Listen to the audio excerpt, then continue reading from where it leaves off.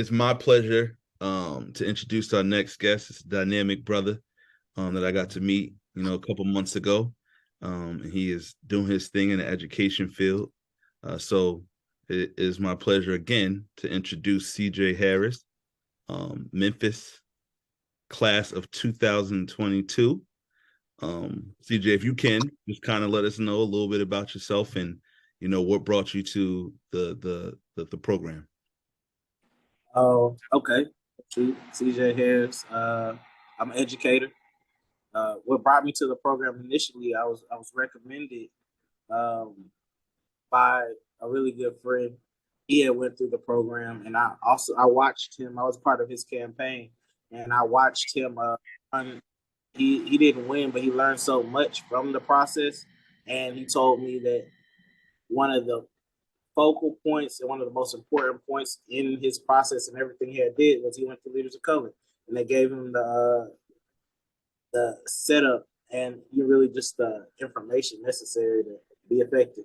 And so I was like, all right, well, while I'm not too sure that I want to run for anything, I definitely saw the love, passion, and change that he was giving consistently, and I was like, well, let me see what these guys are about. He recommended me, um, and the rest was history. I did see exactly what he meant when he was saying like, hey, they're gonna give you the blueprint to if you want to run, they'll be there for that.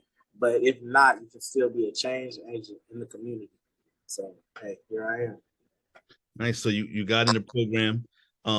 What were your feelings once you start, meeting everybody, taking in the content? Like, how'd you start feeling about the program? What were the things that you were picking up that right now that you can use in anything that you're doing moving forward? Well, it's a lot. Of course, each lesson, each lesson that we did as a cohort, was different, but all of them had application to real life. Like it wasn't like each lesson was based on you being able to run for office or anything like that. Mhm. While it did give you those pointers, it still gave you opportunities to be able to utilize what you were learning in real life situations. I know personally being able to do the research. Well, one of the things that Leaders of Color definitely pushed was knowing your community. That's super important for me because as an educator, if I don't know my parents, the parents of my students, Mhm. I'm really not serving them at the best capacity that I can. I'm also the athletic director of my school, and I'm the dean of students. So if I don't know them, who will? And while I definitely had a really strong rapport with everyone, I realized that there were definitely some questions that you all had placed on me to then place on parents so that I had a deeper understanding of who they are, what they need, and how I can be of service. So, it all worked out. Nice. So you talked about um, being, the dean of students, right? The athletic director, and you talk about having a relationship, and if you don't, who will? Talk about, kind of expand on the importance of making sure that you have the relationship with your students in the education field and how it's going to impact their lives. Well, I guess I could talk about it in twofold. So I say this, that will honk in your horn, but I was the educator of excellence here in the city of Memphis, and in being that, I realized really early on the only way to be extremely successful in teaching it's not going to be you knowing your craft absurdly well because there's so much you can learn in teaching. Mm-hmm. It's about the three being socio-emotionally supportive to the scholar, being super reflective and responsive to the parent because the parent and the scholar, they go hand in hand. There's no Mm-hmm. way that you're going to be able to really mold that scholar the way you want to without having a parent on your team as well. You send home homework and the parent doesn't respect that homework, guess what?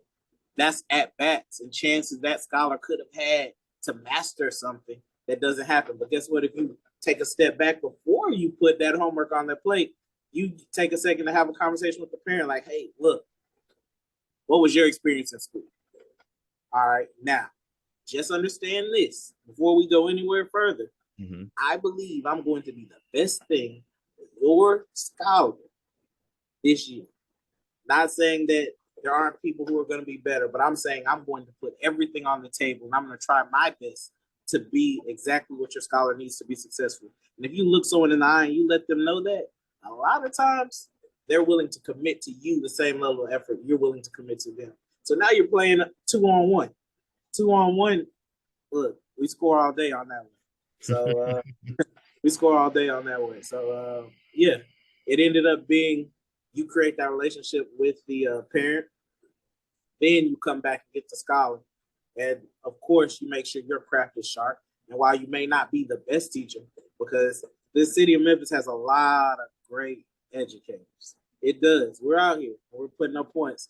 But the thing I think separated me was I took a step back and teachers were student focused. Mm-hmm. But in order to really support the student, you've got to look at who's behind the student. And then when you get them on board, you can go ahead and get yourself on point. Well said, my brother. Well said. So reflect back for me. And if you could just go back and think about the time that you were in the program, sure. You could highlight what part of the program that you felt was the most impactful. Well, shoot, I think it's probably like what I said, just the push to know your community. Okay. And in knowing that community, really getting to see who are the change leaders in that community. And not only just finding out who are the change leaders, but what does your community need? I'm out here in Raleigh specifically, and we're going through a revitalization point right now. So a lot of different things are getting built, and it's kind in homes that, you know, were a little dilapidated. People are coming back and they're rebuilding them. So a thing that my parents were looking for, one thing in particular, was a place that was a library, really accessible. That place got bought. All the library books, they were going to throw them away. I have a nonprofit. So what I did was I pulled up and I was like, hey, look, how much for all of these? I didn't get all of them, but I got about 4,000 or 5,000 books. And the rest was history. I took all of those books and I just started giving them out. And one thing that the parents were needing was utensils, different kinds of ways that they can practice some of the skills that I'd already given their scholars. And so, hey, here's books. I got you with that Junie B. Jones. Don't worry, you know, Diary of the Wimpy Kid is right here, prepared. You have what you need. Like being able to be a resource, not only to the scholar, but to the parent as well, knowing that if you call my number, it's not going to just be about the kid. What do you need to be successful? And that's something that you all pushed, like, hey, who's a change agent? And when I looked at the change agents in the community, I realized, hey, look, you know, they're doing a lot of stuff that I'm also doing. So let me be a change agent as well. Let me be somebody who can move the needle of the community and be beneficial. It's also why I started all the sports teams I started. You know what I'm saying? This is the football team. We most certainly have basketball right now. I know I had told you, I just dropped the girls off at practice. So we also have a golf team we're starting this year. So, you know, how many of those are around? And it's all because I thought that it wasn't there. And I knew that giving avenues and opportunities for success will be the only way you can lead scholars to success. If you don't do it, you can't do it. So you said you're dean of students, right? Athletic director, right? And then there's another hat. You're an executive director of a school in Africa, right? And you bring a global education lens to your work in Memphis. So if you can like draw the similarities that you notice in the global effort to increase education quality and delivery. Oh, I think the major thing is us being in a technological age, the ability to access funds to create spaces for education is probably the major thing that's changing. I know in particular, just talking about my city, and I know, you know, in a couple other places it's the same. There's a lot of charter schools popping up, you know, and the city school is not always the best option. Not saying that, you know, there's anything wrong with mine, because I came straight up out of one, and right. I feel like I'm an effective character. But I will definitely say that, you know, charter schools have their own mindset, like, hey, this is what we're going to push, this is what we're going to attack, and this is what we're going to try to change. And that comes with having the funds to be able to vocalize that. Everyone can have an idea, but you'll have to put the the paper behind that if you want to see the needle move. And I've noticed here that with all the charter schools, being able to find those grants, being able to find those different funds, that's been a different change agent. And then when I hop, across the sea and I'm looking at Africa, that was exactly how I was able to even start a school. I have 146 kids who stay on campus full time, and that started and was a catalyst, and a catalyst of it was being able to get grants and being able to fundraise effectively, and just painting the honest picture. Like, hey, look, it's not just about here, but over there, they're also creating more charter schools. They're also having ideas and finding funds to put behind it, so that it's not just a thought. It's not just a small idea. Those small ideas aren't, anything short of amazing. It goes further than that. The seed that you plant gets watered and it starts growing into the tree that you imagine. So I think that the funds, being able to find the funds, has definitely been an important factor. Nice. So, CJ, I mean, for me, it appears that Memphis has a great leader, right? Because we're talking about school in Africa, we're talking about you as a leader in the public school that you work for, and then you're a founder of a nonprofit organization that addresses homelessness. So, what are the biggest lessons when you combine all that stuff? What are the biggest lessons that you get from being a community and nonprofit leader? Well, yeah, one of the branches of what we support is homelessness. We also make sure that we get free tutoring, and on top of that, we fundraise for Africa.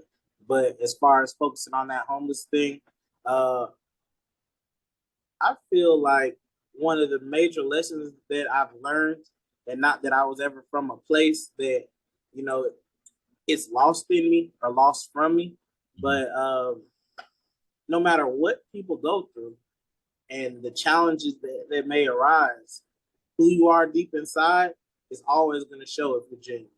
And I had so many great conversations with those folks out there every Saturday we're out there, and sometimes on Sunday, and sometimes I'll find we'll be cooking catfish, and look, a lot of conversations, a lot of entertaining conversations happen over catfish. I don't know if y'all know, Memphis is definitely about the wings, but for some reason, Louisiana hot sauce with catfish, often gets the best out of somebody. And I've heard a lot of interesting conversations and just had opportunity to see genuine people.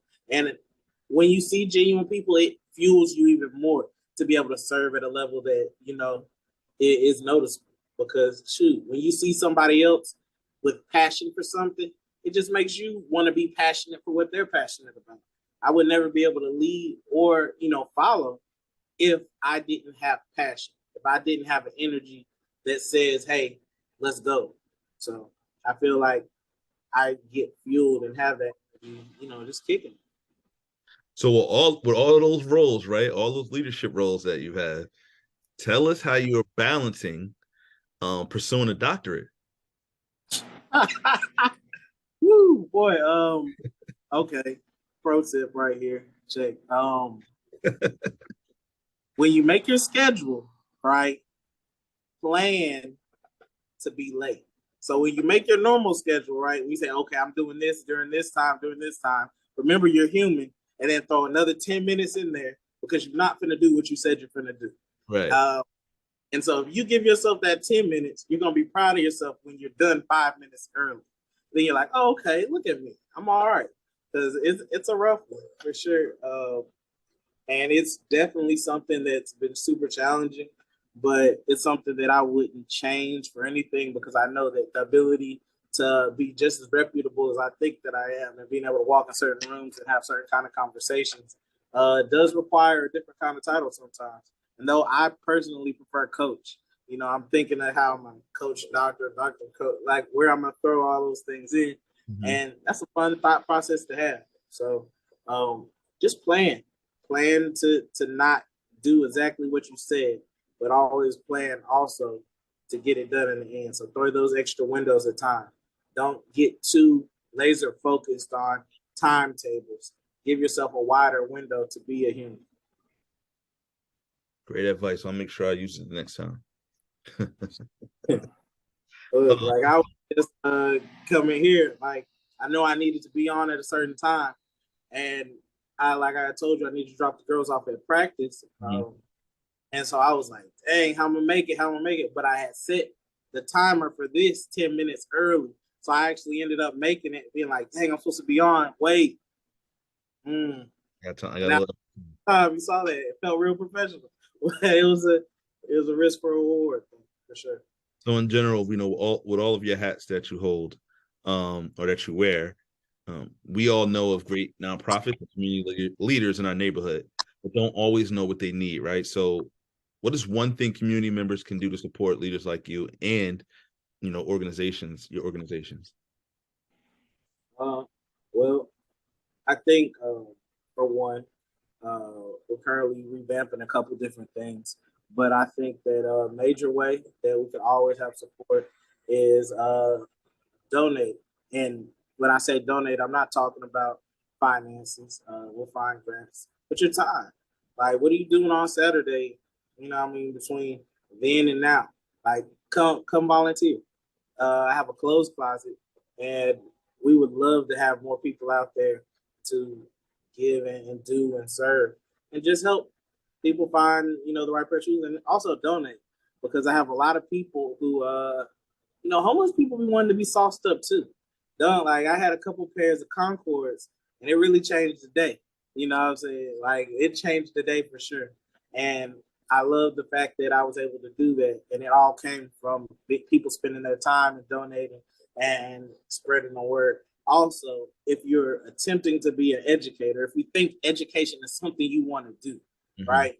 manupteach.org is an excellent operation and an excellent nonprofit that I'm a member of and a super proud member of, right? And what it does is it takes the simple fact that only 2% of Black men are in the classroom. And of those 2%, we have to be great. We have to. There's no other way that we can operate because ours see us, right? And now that you know that, what are you going to do? Well, go to manupteach.org because guess what's going to happen? We're going to show you how to be great. We're not even going to allow the opportunity for average to exist because average cannot move our needle. And we have a lot, like the race already started and they took the tires off the car. Guess what? We got the tires back on now. So it's time to go full throttle. You feel me? And now that we've decided to go full throttle, then you add the nitro, like Midnight Club. We're attempting to go full speed here. And guess what? We want to put you in the front seat. We got the car. It's time. We got the teachers. We got the coaches. Everyone's ready. Are you? Like, right? For sure. So I would say if it ever speaks to you to be an educator, if you think you want to help move the needle in the classroom, that's an excellent opportunity. You can also donate and support what I'm doing and what we're doing. I guess we'll put the website down somewhere, but parentseducate.org. Link down here. But again, I mean, listen, CJ, it was great speaking with you today. As always, if you know of anybody that comes to your mind that would be great for our program, please send them to leadersofcolor.net/apply. I'm gonna leave you with the last word, CJ. Drop some knowledge for us. Man, shoot. All right. On the spot, I know. No, not even close, right? I heard Dion say something pretty solid, right? Practice makes purpose. And so in order to really see the purpose you want to have, right? You're going to have to make practice. You're going to have to put yourself in the gym because when you put yourself in there, you sharpen those blades. You're preparing yourself for the purpose that you didn't even know that you were ready for. But you can never reach your purpose unless you've already prepared to practice. Dig that, Jay. Okay, you know what I'm saying? That's get out of there right there. Thank you, CJ. Thank you. All right, man. No problem. For sure.